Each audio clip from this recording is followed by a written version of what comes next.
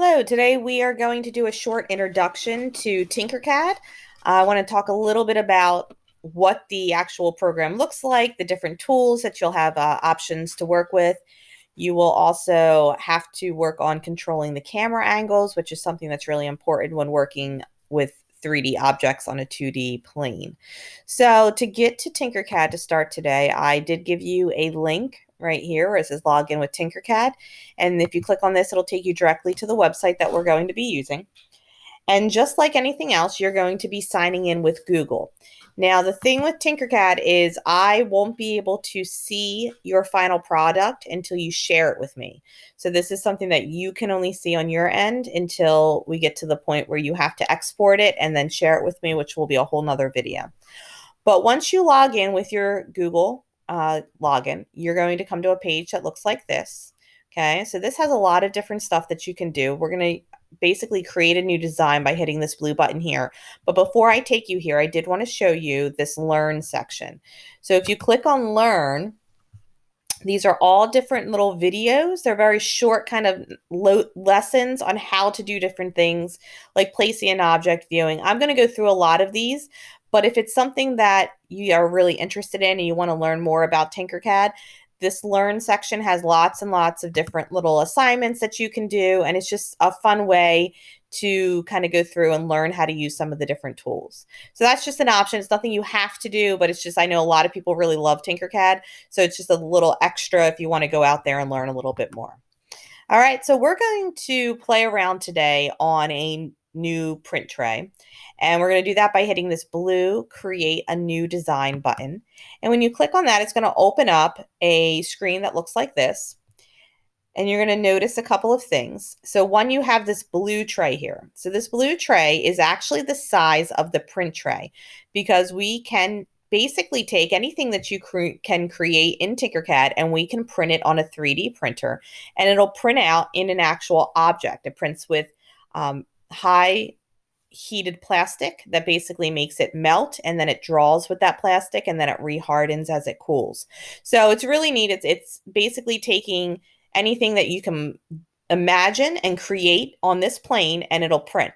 But the important thing to remember is that the print tray is only as big as this work plane here. So if you have anything that's hanging off the side of this blue area, it will not allow us to print it. If you create something awesome in the middle but have a random shape sitting over here in the white, it won't let us print it. So it's really important that you make sure that everything that you do stays inside this blue work plane. Okay, first thing we're going to talk about is the different shapes on the right. So you have the basic shapes here, and if we scroll down, you can see there's all the basic shapes that you can kind of imagine, and they're all different things that we can use and work with. Also, along with the shapes, we have characters. So that's going to be your letters. Oh, sorry. These are going to be your different kind of fun shapes to create characters. Different bunnies, eyes, kind of look like the Angry Bird eyes. Oh, they added pumpkins now. That's kind of fun. So that's some new things that they added. You have text and numbers. So if you wanted to spell things out or add different words or numbers, so we have those options there. And then those are the main ones that we're going to be using. Connectors you might get into later on in 5th grade and middle school when we start talking about moving parts. But for this year, you're basically going to be working with these 3 beginning parts. So I'm going to start with basic shapes. So to pull a shape out, it's very easy. You can click on it, bring your mouse over, and then click again where you want it to go. Okay, so let's first talk about the fact that this is a 3D shape. So 3D meaning 3-dimensional, and 3 is going to be an important number. There's always 3s when we're talking about stuff. So for instance, there are 3 measurements with height and width and depth. So if we look at this section here, we can see that this cube is 20 centimeters wide and it's 20 centimeters long. So this square here is going to give us the width and the length. And then this dot, see this white square in the top up here?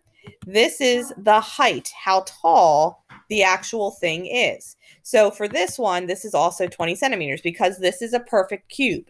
All right, so it's 20 by 20 by 20. If I want to change the size of an object, there's a couple of different ways we can do it. We can either grab one of these white boxes and click and drag, and you'll see that the numbers change with it. Okay, and if I undo that, the other thing we can do is actually type the numbers in. So the best way to do that is to click the white block first. If I click on it, it's going to lock those numbers in place, and then I can type, oh, maybe I want this to be exactly 80 millimeters long. So that's two different ways that you can actually work with changing the size. The other thing you want to see is that there are ways to rotate. So rotate just means to spin around. So for this, you can see there's, again, going to be 3 different ways of rotating. This is one. And if I click and drag again, I can click and drag like this. You can see it rotates this way. Okay. Number 2 is here. This spins it around the ground this way. Okay, and number 3, even though you can't see it, is actually over here. See this rotation? And we're going to talk about camera views in a minute, but if I change my camera to here, you can see I can actually spin this block this way as well. So that's this rotation here. Let's say I just do 70 degrees. And you can see how it changes that angle like that. So we can kind of spin it this way. All right, so again, so you have 3 different sizes, length, width, and height, and 3 different rotations. Okay, so that's going to be the biggest thing that you need to worry about when we're talking about creating these shapes and looking at them. Now, the other thing that you really need to know when working with Tinkercad is the actual views. So we know that this is a 3D shape. So if you look, we can actually kind of spin all the way around, all the way up and down the camera here, so you can see it from all different angles. And if you notice, this cube in the left-hand corner moves with it. So the first thing you need to know is that to use this with the touchpad, it's going to be 2 fingers at the same time. So just like we do our right clicks, you have to do the same thing where you're pushing your index finger and your middle finger down at the exact same time, and then you click and hold the 2 of them at the same time, and then as I spin my hand around, I can actually move the camera. So that's why it's a little trickier with the mouse, because with a touchpad instead of a mouse, because we have to do that 2-finger click. If you have a mouse, if you happen to have a mouse attached to your computer, you can just right click. If you hold that right mouse button down and move your mouse around, it's the same thing. It's the same movements. The other way that you can do it is use this block over here, and I can actually click. So this is the front. If I do this kind of top angle here, I can move to the top angle. I can do the top. So this is another way. If you have a hard time clicking the right click and moving your view around, it might be easier for you just to click using this box over here to change the angles, okay? What I'd like you to do right now is take a minute and pause the video. I want you to log into Tinkercad. I want you to pull out a block like this and kind of play with the size, play with rotating the shape, and then actually try to play around with moving around the camera, and make sure that you can spin all the way around and underneath. Remember, it's the 2-finger click, so 2 fingers at the same time. It's like clicking and dragging, but 2 fingers at the same time. Or if you have a mouse, it's the right click button, okay? So go try those 3 things. When you feel comfortable with those, come back to see the next part of the video. Okay, good. Now that you know how to move the camera, because again, that's going to be very important when you're doing your project tomorrow, you also need to know how to zoom in. So zoom in, there's a few different ways. You have your plus and minus here. So plus is zooming in like this, or minus obviously zooming out. The other thing you can do is, again, lightly with 2 fingers at the same time, you can slide your 2 fingers up the mouse. That'll zoom you in. Or you can slide your 2 fingers down, and that'll zoom you back out again. And if you have a mouse that happens to have one of those wheels in the middle, the wheel rolling in and rolling out will zoom you in and out. So those are things that you're going to be doing a lot. You'll be moving, you'll move your camera, you'll zoom in. There's lots of different angles you need to look at when you're doing things. So that's how we zoom.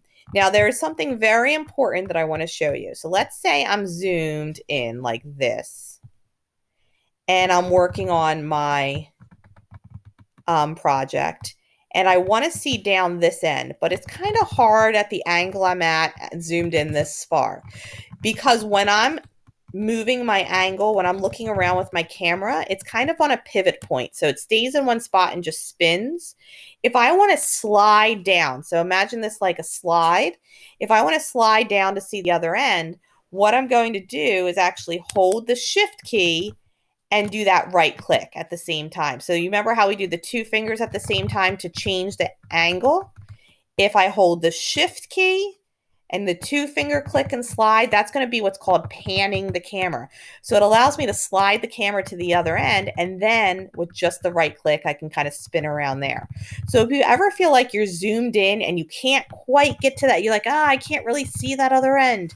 Remember, shift, click with two fingers and slide. That's kind of that panning of the camera. So right now, I'd like you to go and pause again, try to zoom in, zoom out, and then try this whole panning of the camera back and forth, and then come back to me. Okay, so now let's talk a little bit about why it's so important to have different angles looked at. So let's say, for instance, I bring out a shape to put on top of this. So let's say I bring out this half sphere, and maybe I want it kind of like exactly in the middle. So when I'm looking at it like this looks pretty close to in the middle, right? It looks like I'm right in the middle of my plate. But remember, it has to do with the view and what you're looking at. If I were to change my angle and actually look at the top of my camera here, actually you can see I did a pretty good job getting it in the middle. But watch, if I shrink this down, see how this is not quite in the center, it's kind of down towards the bottom. If I come to this angle like this, it kind of looks like I'm in the middle of the plate here. You can't really tell that it's sitting at this bottom ledge because of the angle that I'm sitting at. So if I change it to the top view, you can be like, oh my gosh, this isn't quite centered.